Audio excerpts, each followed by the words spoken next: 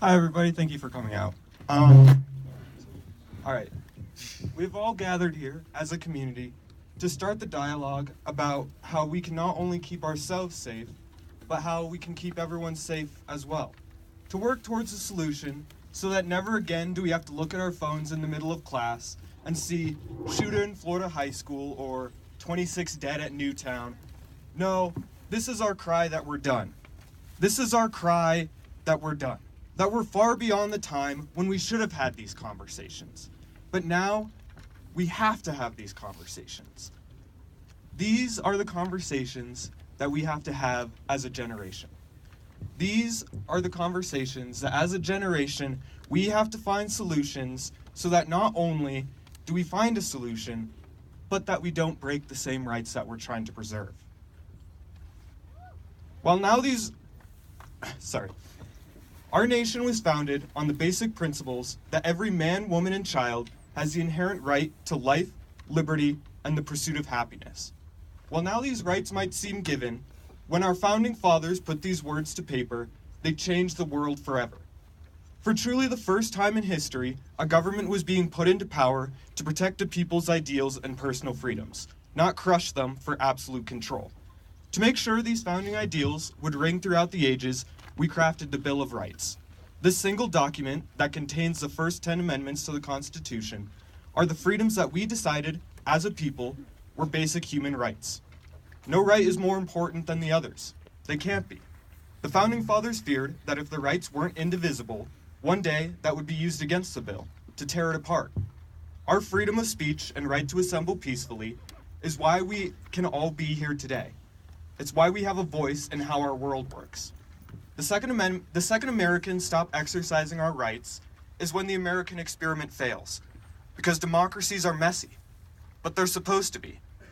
That brings us to the Second Amendment, the right to bear arms, the right to self-preservation.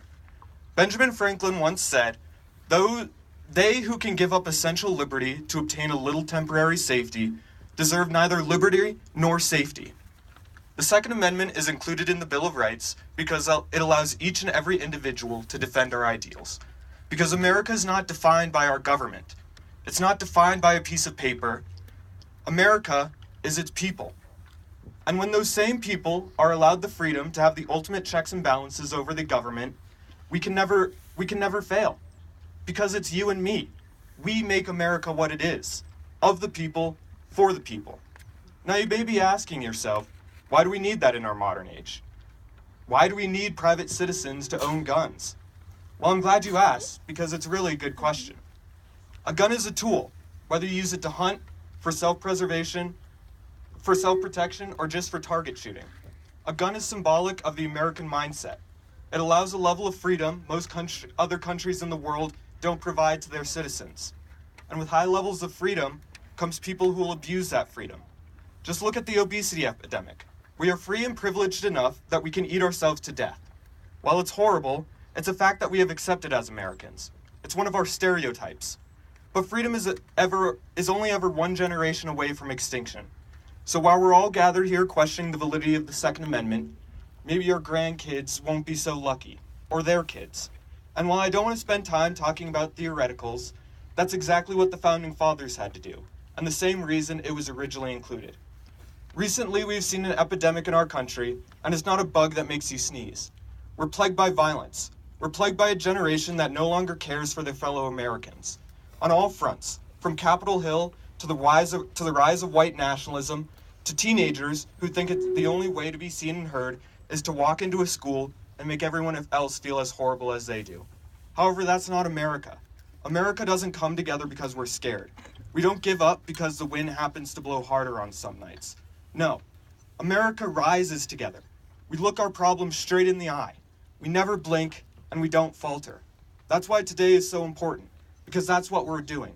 We've accepted that challenge. We've put our foot down. We will no longer allow these heinous acts to go untreated. For if we do, we failed our fellow Americans. They were deprived of their basic right of life, and so far we've allowed our petty squabbles and personal ambitions to get in the way of finding a solution. A solution that seems like it has a clear answer. But I'm here to say it's more complicated than a catchphrase or a snappy word. A problem so complex as societal violence can't be answered by just looking at one thing like guns. Instead, it's a problem that requires us to come together, to talk, and to hear each other out. It requires that we come up with a full-faceted plan. We have to talk about the other factors that play into the problem. Like I said before, Americans are losing our sense of community, and how we fix that starts with each one of us. Each one of us can do something, every day. Whether it's something small, like asking someone in your class who sits alone how their day is, or something big, like coming out here where you can see that the community is here.